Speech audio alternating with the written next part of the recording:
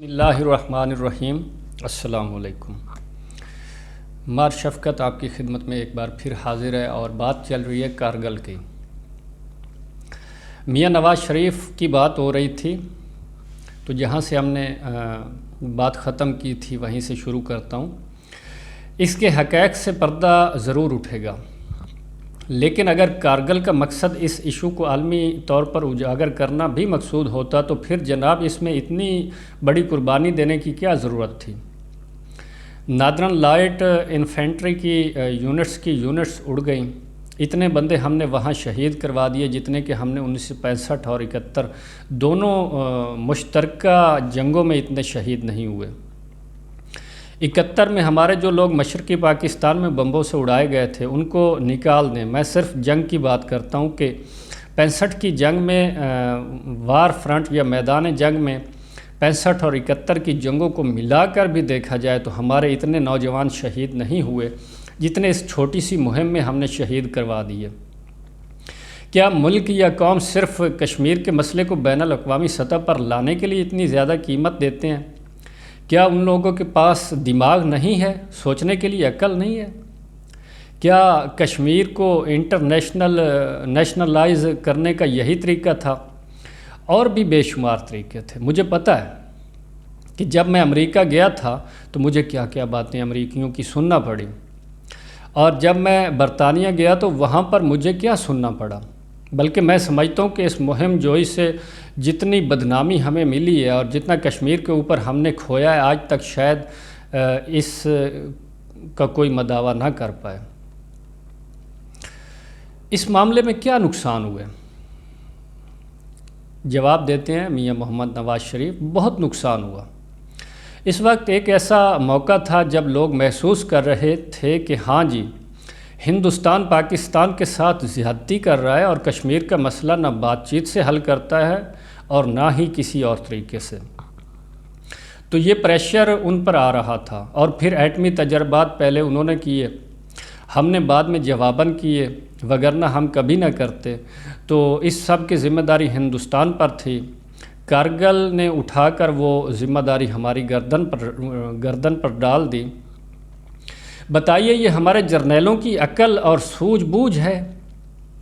یہ کوئی کام کرنے سے پہلے سوچتے ہی نہیں اس کے کیا نتائج ہو سکتے ہیں، کیا نتائج نکلیں گے؟ انہوں نے وزیر اعظم سے پوچھے بغیر ہی جنوری میں کارگل پر چڑھائی کی تیاری شروع کی ہوئی تھی۔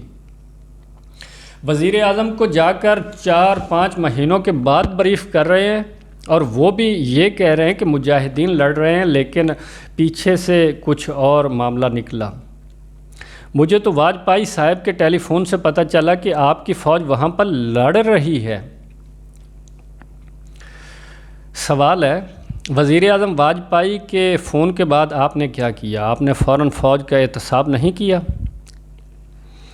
نواز شریف صاحب جواب دیتے ہیں، بات یہ ہے کہ چند جرنیلوں نے بھانپ لیا تھا کہ اب گفت و شنید کے ذریعے دونوں ملکوں کے درمیان جو بیک چینل قائم کیا ہوا ہے اس میں جو پیش رفت ہو رہی ہے اس کے ذریعے سے مسئلہ کشمیر حل ہونے کو آ رہا ہے۔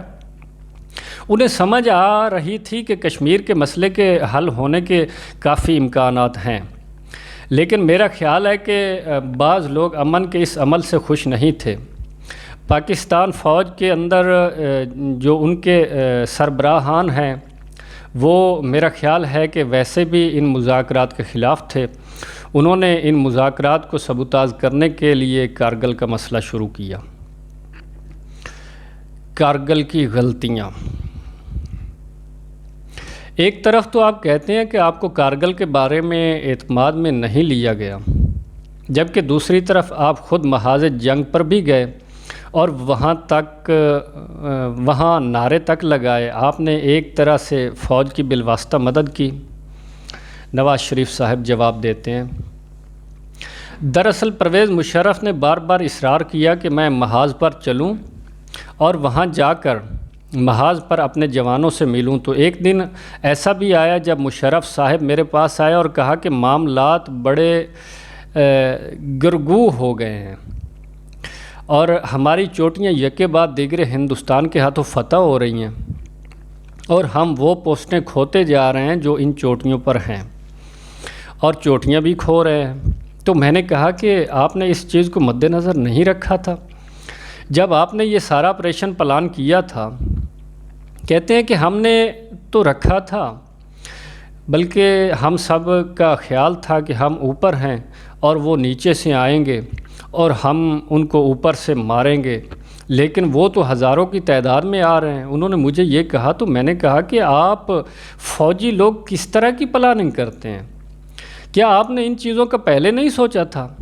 یا جو بھی آپ کا فوجی طریقہ کار ہوتا ہے اس کے حوالے سے نہیں دیکھا تھا؟ آپ نے ان چیزوں کی پرواہ نہیں کی، کہنے لگے کہ کیا تھا، بس یہ ہو گیا تو کیا کیا جا سکتا ہے۔ میں نے کہا کہ اب اس کا کیا حل ہے؟ تو کہنے لگے کہ اب آپ کو اس کا کوئی حل نکالنا پڑے گا، سوچیں۔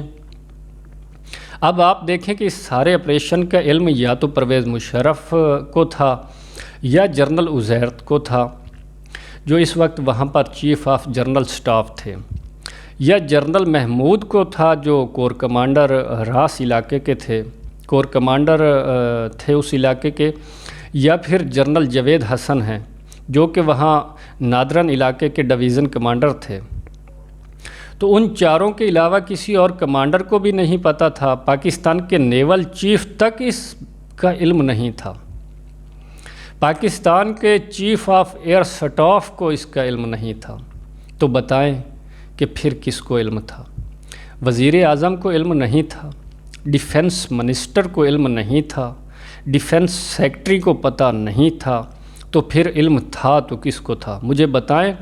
اور پھر اسی طرح کے آپریشن تو ناکام ہو جاتے ہیں جب کسی کو اعتماد میں نہ لیا جائے، مناسب پلاننگ نہ ہو، کسی سے مشورہ نہ کیا جائے اور پھر ساری چیزوں کو کور نہ کیا جائے، تو پھر اس طرح کے آپریشن سے یہی اندازہ ہوتا ہے یہ انتہائی ناقص منصوبہ بندی سے بنایا گیا آپریشن تھا۔ پھر اس میں ایک چیز کھل کر سامنے آتی ہے کہ اس کا مقصد وزیر اعظم کی کوششوں کو ناکام کرنا ہی تھا، جو کہ وہ کشمیر کے مسئلے کو پرامن طریقے سے حل کرنے کے لیے کر رہا تھا۔ یہ امن مذاکرات کو سبوتاژ کرنے کی ایک سازش ہو سکتی ہے۔ تو اسی کے ساتھ فی الحال اجازت چاہتا ہوں، اور اس سے اگلی سٹوری اگلے کلپ میں ملاحظہ کیجیے گا۔ اللہ نگہبان۔